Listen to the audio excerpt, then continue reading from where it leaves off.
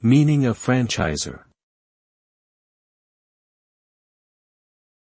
Franchisor. Franchisor. Franchisor. Franchisor.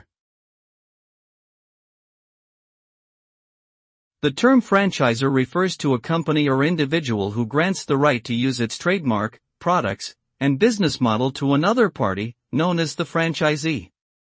The franchisor typically provides training, support, and marketing assistance to the franchisee in exchange for an initial fee and ongoing royalty payments.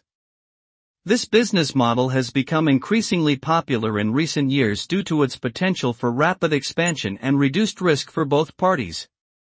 However, it also requires careful planning and management to ensure the success of the franchisor and franchisee.